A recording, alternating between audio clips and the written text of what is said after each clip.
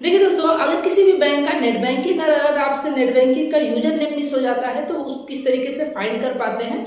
लेकिन यहाँ पे मसला है कि हम एसबीआई का किस तरीके से यूजर नेम और पासवर्ड को फॉरगेट करते हैं। तो चलिए मैं आपको इस वीडियो में यही करके दिखाने वाला हूँ कि मोबाइल से किस तरीके से आप अपने जो स्टेट बैंक है, स्टेट बैंक का यूजर नेम, स्टेट बैंक की जो नेट बैंकिंग है उसका यूजर नेम किस तरीके से आप फॉरगेट कर सकते हैं और उसका पासवर्ड किस तरीके से आप फॉरगेट करके या फिर उसको चेंज किस तरीके से कर पाएंगे। तो ये सभी चीजें मैं इस वीडियो में करके दिखाया हूँ कि किस तरीके से आप अपने मोबाइल फोन से ही आप इसके यूजर नेम और पासवर्ड को चेंज कर सकते हैं बिना आपको, या फिर अगर आपने एसबीआई का नेट बैंकिंग लिया हुआ है तो एसबीआई के ब्रांच में भी आपको जाने की जरूरत नहीं है। अगर आपके द्वारा कोई भी ऐसी एक्टिविटी नहीं की गई है जिससे कोई प्रॉब्लम हो तो आप अपने से भी यूजर नेम फॉरगेट कर सकते हैं और उसका पासवर्ड भी आप अपने से ही जनरेट कर पाएंगे। तो चलिए मैं इस वीडियो में आपको फॉरगेट करके दिखाने वाला हूं कि किस तरीके से आप यूजर नेम फॉरगेट करेंगे एसबीआई का, स्टेट बैंक ऑफ इंडिया। तो चलिए हम स्टार्ट कर लेते हैं। देखिए यहाँ पे सबसे पहले आपको एसबीआई खोल लेना है। यहाँ पे एसबीआई खोलने के बाद यहाँ पे स्टेट बैंक ऑफ इंडिया पे आपको क्लिक कर लेना होगा। जब यहाँ पे आप स्टेट बैंक ऑफ इंडिया पे क्लिक कर लेते हैं तो SBI पे आपको क्लिक करना होगा और यहाँ पे जो भी डेस्कटॉप मोड है उसको आपने ओपन कर लेना है। इसको जब आप डेस्कटॉप मोड पे इनेबल कर लेते हैं तो यहाँ पे ये वाला ऑप्शन दिखेगा। यहाँ पे जब लॉगिन टू यहाँ पे जो भी आपकी नेट बैंकिंग है उसको लॉगिन करने के लिए आपने यहाँ पे क्लिक कर लेना है। अब यहाँ पे लॉगिन करने के लिए आपके पास यूजर नेम ना तो है और ना ही आपके पास कोई पासवर्ड है। तो यहाँ पे फॉरगेट यूजर नेम पे आपने क्लिक कर लेना होगा। जब आप यहाँ पे क्लिक कर लेते हैं उसके बाद यहाँ पे आपने सबसे पहले CIF नंबर डालना होगा, जो कि आपके बैंक अकाउंट में जो भी आपका बैंक पासबुक होता है वहाँ पे CIF नंबर होता है। तो यहाँ पे आपको ये CIF नंबर को फिल कर लेना होगा। फिर इसके बाद यहाँ पे सेलेक्ट कंट्री पे आपको क्लिक कर लेना होगा। तो चलिए मैं फटाफट से CIF नंबर को फिल कर लेता हूँ। यहाँ पे जब आप कंट्री को सेलेक्ट कर लेते हैं उसके बाद यहाँ पे आपसे पूछा जा रहा है कि INB रजिस्टर्ड मोबाइल नंबर। तो जो भी आपका रजिस्टर्ड नंबर है उस नंबर को आपने यहाँ पे फिल कर लेना है। उसके बाद यहाँ पे जो भी कैप्चा कोड दिख रहा है इस कैप्चा कोड को आपने यहाँ से फिल कर लेना है। कैप्चा कोड फिल करने के बाद यहाँ पे सबमिट वाले ऑप्शन पे आपको क्लिक कर लेना होगा। तो चलिए यहाँ पे सबमिट वाले ऑप्शन पे हम क्लिक कर लेते हैं। इसको क्लिक करने के बाद यहाँ पे आप देखेंगे कि अगर आपका जो नंबर रजिस्टर्ड होगा तो यहाँ पे एक OTP आएगी। यहाँ पे जो भी OTP आई हुई है इस OTP को मैं फिल कर लेता हूँ। फिल करने के बाद यहाँ पे कन्फर्म वाले ऑप्शन पे आपको क्लिक कर लेना होगा। यहाँ पे जब आप इसको कंफर्म कर लेते हैं जो भी आपका यूज़र नेम है वो यूज़र नेम आपको यहाँ पे दिखने लगेगा। तो देखिए आप, जैसा कि मैंने बताया कि यहाँ पे आपको यूज़र नेम शो करने लगेगा। तो यहाँ पे इस तरीके का यूज़र नेम शो कर रहा है। कुछ मैंने नंबर्स डाला था और कुछ मैंने यहाँ पे अल्फ़ाबेट डाला था, ठीक है।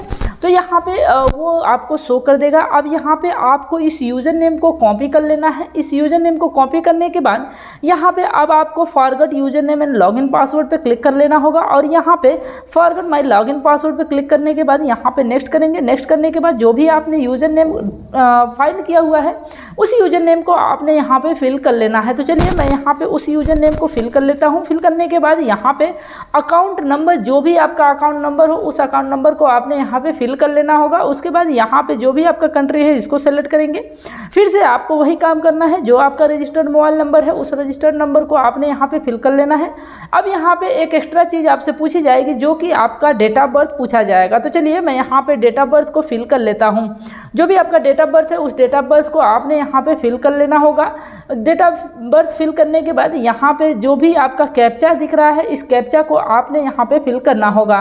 तो चलिए मैं यहाँ पे इस कैप्चा कोड को भी फिल कर लेता हूँ। कैप्चा कोड को फिल करने के बाद यहाँ पे सबमिट वाले ऑप्शन पे जाके आपको यहाँ से इसको सबमिट कर लेना होगा। तो चलिए मैंने यहाँ पे जैसे ही सबमिट किया यहाँ पे आपसे यहाँ पे जो भी OTP है वो OTP आपको यहाँ पे शो करेगी और इस OTP को आपने यहाँ पे फिल कर लेना होगा।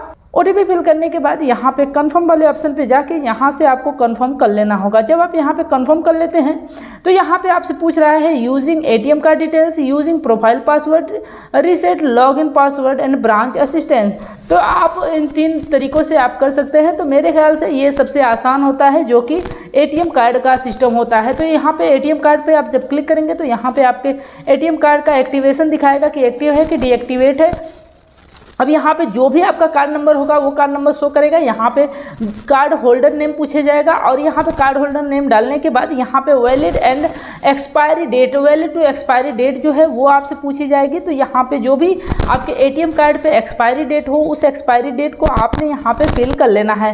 तो चलिए मैं यहाँ पे उस एक्सपायरी डेट को फिल कर लेता हूँ। फिल करने के बाद यहाँ पे आप देखेंगे कि जब मैंने यहाँ पे एक्सपायरी डेट को फिल कर लिया है, उसके बाद यहाँ से आप देख सकते हैं कि जो एक्सपायरी डेट था हमने उसको फिल कर लिया है। अब यहाँ पे आप देख सकते हैं पिन जो है उस पिन को आप यहाँ पे फिल करेंगे। उसके बाद यहाँ पे जो भी enter the text as shown in the image, जो भी आपको यहाँ पे कैप्चा में शो कर रहा है उस कैप्चा कोड को आपने यहाँ पे फिल कर लेना होगा। तो चलिए मैं इस कैप्चा कोड को यहाँ पे फिल कर लेता हूँ। इस कैप्चा कोड को फिल करने के बाद यहाँ पे प्रोसीड वाले ऑप्शन पे जब आप प्रोसीड करते हैं, प्रोसीड करने के बाद यहाँ पे आपसे कहेगा कि your debit card validation is success. तो जो भी आपका डेबिट कार्ड है उसका वैलिडेशन जो है वो सक्सेस हो गया है। अब यहाँ पे ये रिडायरेक्ट करेगा, कह रहा है प्लीज़ डोंट रिफ्रेश और क्लोज दिस पेज। तो यहाँ पे आपको रिफ्रेश नहीं करना है। अब इसके बाद यहाँ पे आपसे ये पूछेगा कि आप जो नया पासवर्ड बनाना चाहते हैं वो आप पासवर्ड यहाँ पे एक बार डालिए, फिर उसके बाद आपको पासवर्ड को कंफर्म कर लेना होगा। तो चलिए हमने यहाँ पे पासवर्ड को फिल कर लेना है। उसके बाद यहाँ से मैं उस पासवर्ड को दोबारा से यहाँ पे फिल कर लेता हूँ। जब मैंने इस पासवर्ड को दोबारा से फिल कर लिया है, यहाँ पे सबमिट वाले ऑप्शन पे जाएंगे और यहाँ से हम सबमिट कर लेते हैं। देखिए हमारे नेटवर्क जो है वो यहाँ पे क्लोज हो गया था, तो फिर से मैं इसको रीसबमिट करता हूँ। यहाँ पे आप देखेंगे कि your login password has been created. यहाँ पे देखिए your login password has been create successfully. यहाँ पे जो भी था आपका यहाँ पे पासवर्ड बिल्कुल अच्छे तरीके से हो गया। फिर से मैं यहाँ पे लॉगिन कर लेता हूँ। लॉगिन करने के लिए यहाँ पे फिर से मैं दोबारा से वही करूँगा। यहाँ पे यूज़र नेम को मैं फिल करूँगा। यूज़र नेम फिल करने के बाद यहाँ पे जो पासवर्ड शो कर रहा है इस पासवर्ड को मैं यहाँ पे फिल कर लेता हूँ। जब यहाँ पे मैं पासवर्ड को फिल कर लेता हूँ, पासवर्ड को फिल करने के बाद यहाँ पे आप देखेंगे आपसे फिर से यहाँ पे कैप्चा कोड शो करेगा। कैप्चा कोड शो करने के बाद यहाँ पे जो भी कैप्चा है उस कैप्चा को फिल करेंगे। उसके बाद यहाँ पे लॉगिन वाले ऑप्शन पे क्लिक करके यहाँ पे जो भी आपका रजिस्टर्ड नंबर होगा फिर से उस पर एक OTP जाएगी। उस OTP को आपने यहाँ से फिल कर लेना है। तो चलिए मैंने यहाँ पे उस OTP को फिल कर लिया है। फिल करने के बाद आप देख सकते हैं कि जो भी हमने यहाँ पे इसको रीसेट किया, यहाँ पे मैंने इसका यूजर नेम रीसेट किया और पासवर्ड रीसेट किया और सब कुछ रीसेट करने के बाद ये सक्सेसफुली यहाँ पे ओपन हो गया है। देखिए ये बिल्कुल जेन्युइन तरीका है, यहाँ से आप खुद से भी इसको फॉरवर्ड कर सकते हैं।